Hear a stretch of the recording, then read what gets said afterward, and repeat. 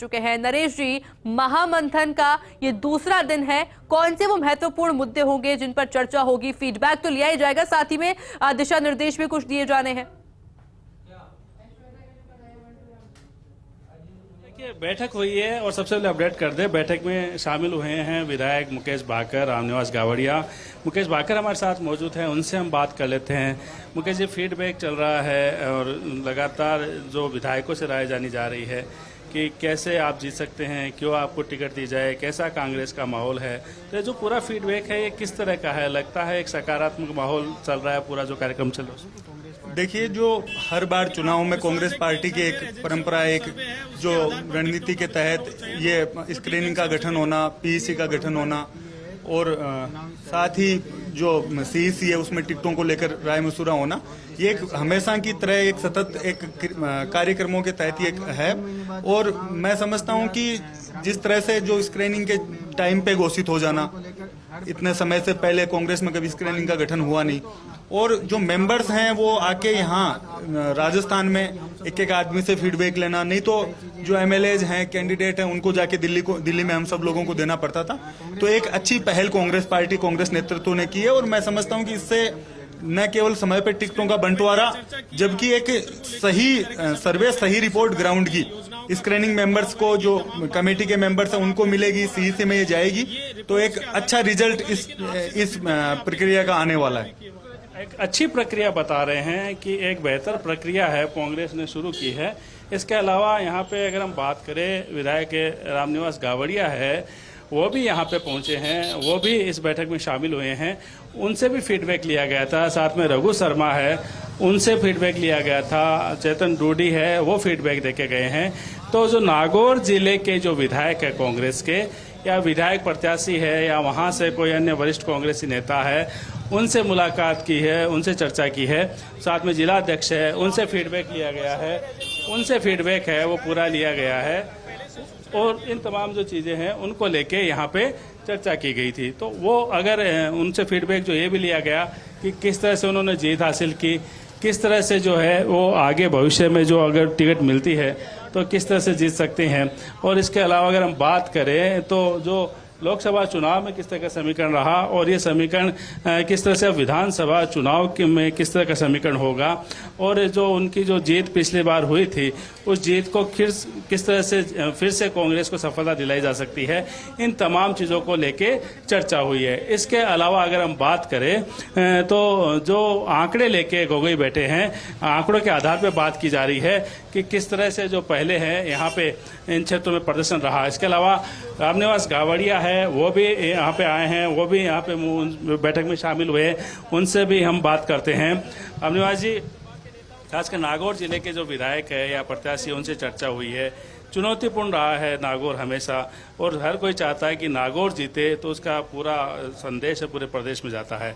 इस बार क्या लगता है? पहली बात तो आपको खुद को कितना भरोसा है टिकट फिर से मिले, और मिलती है तो जीत का किस तरह का आपने एक समीकरण बताया होगा गोगोई साहब को?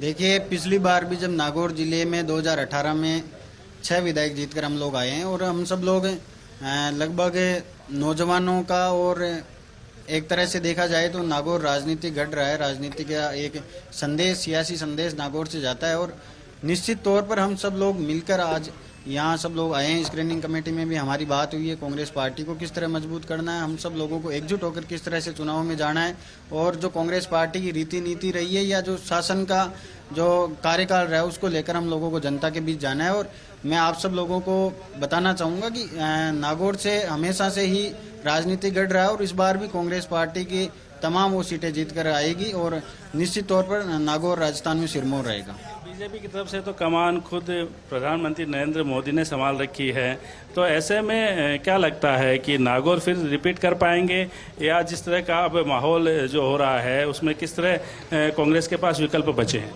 देखिए, जनता सब जानती है आज ये नौबत क्यों आई कि देश के प्रधानमंत्री जी को एक स्टेट के इलेक्शन में आकर अपना मोर्चा संभालना पड़ रहा है। तो ये कहीं ना कहीं जनता में ये संदेश है कि भारतीय जनता पार्टी का जो केंद्र का शासन रहा, जिसमें जो वायदे किए गए, जो बातें की गई, वो सब बेईमानी रही, और निश्चित तौर पर कांग्रेस पार्टी ने हमेशा सब लोगों को साथ लेकर चलने का काम किया। इसी का परिणाम है कि आज खुद मोदी जी को यहाँ मोर्चा संभालना पड़ रहा है, और बीजेपी यहाँ 10 दड़ों में बटी हुई दिख रही है। ये पब्लिक में भी, धरातल पर भी ये संदेश है। तो कांग्रेस पार्टी में ये मैसेज है कि आज हम सब लोग एकजुट होकर चुनाव लड़ने जा रहे हैं। आपने कहा दड़ों में बटी हुई है, कांग्रेस जो दड़ों में थी वो एक हो गई है पूरी तरह से। बिल्कुल, कांग्रेस पार्टी हमेशा से एक रही है और हमारा जो आपस का कोई बात होती है, हम पार्टी प्लेटफॉर्म पे हम लोग बात करते हैं और हमारे यहाँ हाईकमान के द्वारा जो भी निर्णय लिए जाते हैं उनको हम सब लोग स्वीकार्य होते हैं, सर्वमान्य होते हैं और उन्हीं के आधार पे हम लोग कांग्रेस पार्टी चलती है। आए थे इस मीटिंग में, कह के गए थे सचिन पायलट बड़ा फैक्टर है, वो अभी भी मुख्यमंत्री के दावेदार है। देखिए, ये सब आलाकमान को तय करना है। अभी हम सब लोगों का फोकस है कि 2023 का चुनाव और 2024 का चुनाव कांग्रेस पार्टी कैसे जीते। रामनिवास गावड़िया युवा विधायक है जिन्होंने सधे हुए जवाब दिए हैं और कहा है कि आला कमान जो फैसला करेगा उन फैसलों को माना जाएगा। लेकिन हाँ, ये जरूर है कि अभी ये जो कांग्रेस वॉर रूम है, मेरे पीछे आप देख सकते हैं, यहाँ पे लगातार मंथन चल रहा है, फीडबैक चल रहा है, चर्चा चल रही है कि किस तरह से कांग्रेस के जो अभी विधायक है वो क्या, उनको अगर टिकट दी जाती है तो उनसे ही पूछा जा रहा है कि आखिर उनके जीत के क्या कारण है, क्यों जीत सकते हैं वो, उनको टिकट क्यों दी जाए। और जो लोकसभा चुनाव में भी उनका जो प्रदर्शन रहा उनके क्षेत्र में, उनके आंकड़े भी यहाँ गोगोई के पास है। जो विधायक जब जीते थे तब के मार्जिन रहा था, ये आंकड़े भी है। और भी कई जो समीकरण है वहाँ, स्थानीय समीकरण है और जो कई मुद्दे हैं उनको लेके भी चर्चा हुई है। तो इन तमाम चर्चाओं के आधार पे, हालांकि जो अभी कांग्रेस के जो विधायक है उनको कोई ज़्यादा समय नहीं मिला है, 5 से 7 मिनट का समय उनको मिला है बातचीत रखने का। रघु शर्मा को अभी तक सबसे ज़्यादा समय मिला था, 1-to-1 संवाद यहाँ पे जो हो रहा है। तो कोशिश यही है, एक तो इस बहाने जो विधायक है या जो पहले विधायक प्रत्याशी रहे थे उनसे परिचय हो जाए, उनके बारे में थोड़ी जानकारी मिल जाए, उनके बातचीत करने का जो तरीका है उसे पता लग जाए कि कांग्रेस का प्रदर्शन किस तरह का रहने वाला है। तो ये एक तरह से फीडबैक भी है, एक तरह से ये परिचय प्राप्त करना भी है।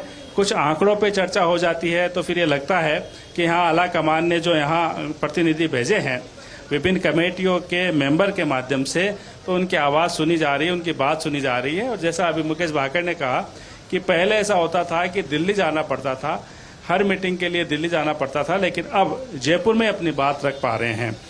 देखना ये महत्वपूर्ण है कि जिन विधायकों को यहाँ मौका मिला है अपनी बात रखने का, क्या उनको टिकट भी मिलेगा, टिकट का जो पूरा फॉर्मूला है वो क्या होगा, किनको टिकट दिया जाएगा। क्योंकि अभी तक जो सभी के दिमाग में है, जो कांग्रेस के कार्यकर्ता है, उनके ये है कि आखिर कांग्रेस अपना फॉर्मूला क्या बनाती है, टिकट किस आधार पर बांटी जाएगी, ये सबसे महत्वपूर्ण है। क्या जो अभी विधायक है सभी विधायकों को टिकट मिलेगी, क्या जो पुराने प्रत्याशी थे जो चुनाव हार गए थे उन पर भी दाव खेला जाएगा, या जो लोकसभा प्रत्याशी थे उन पर दाव खेला जाएगा। ये तमाम सवाल है जिनके जवाब आने अभी बाकी है और इन जवाबों का इंतजार न केवल बिल्कुल नरेश जी, लगातार अपडेट पल पल के लेते रहेंगे आपसे बैठक से जुड़ी। फिलहाल के लिए आपका बहुत बहुत शुक्रिया।